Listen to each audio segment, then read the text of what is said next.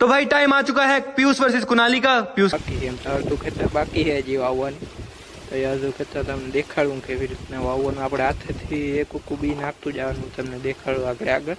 એને પેલા ચોરા દેખાડું તમને. જો મિત્રો આપણે આ ટાઈપના ચોરા વાવવાના. મસ્ત જો પવન આવ્યો, જો કે આટલા હલકા ના હોય બસ આમાં દેખાય. તો મિત્રો ચાલો મળીએ આપણે ચોરા વાવી. મિત્રો આપણે ચોરા વાવવા જાય પેલા પાણી પી લે,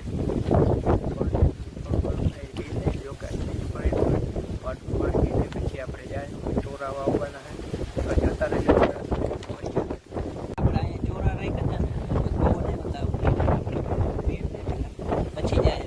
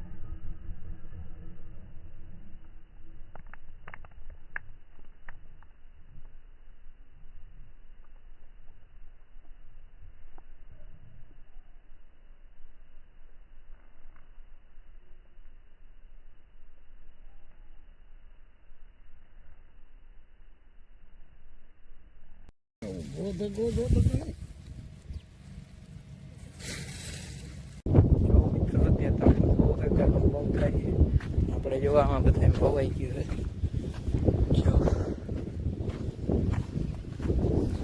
આપણે વાયુ છે, પાણીનો કેલબો છે, કેટલી કહેવાય. જો કે જોતા રહેજો આગળ આગળ અને મળીએ થોડીક વાર પછી. આપણે અહીંયા ઉમની કોરાની સાઈડમાં જુઓ, આ વડલાની ઉમની કોરા આપણે ઝાડવા વાવ્યા હતા.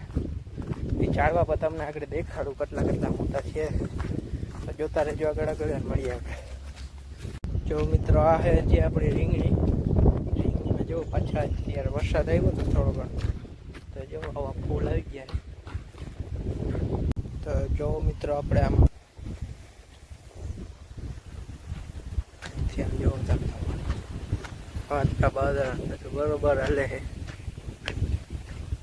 તો જો હું તમને કહેતો હતો કે ઝાડવા દેખાડું, તો જુઓ તમે ઝાડવા.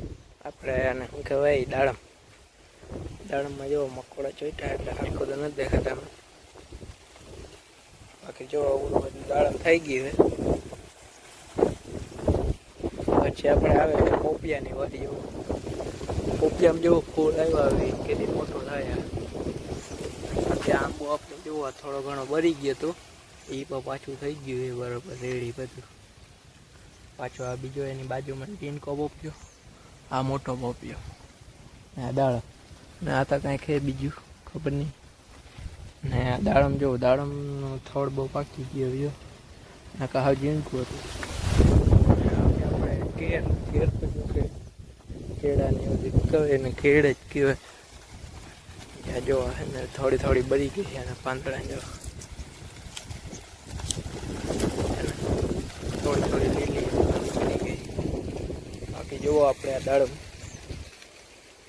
આપણે એક વર્ષ થયું આ દાડમ પાયું છે.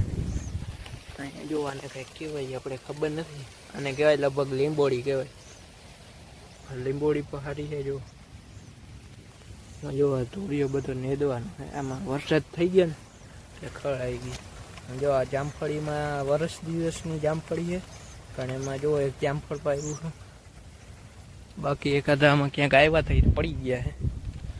બાકી બસ આપણે જોવા અહીંયા મીઠો લીમડો આ નવો ઉગ્યો ઝીણકો,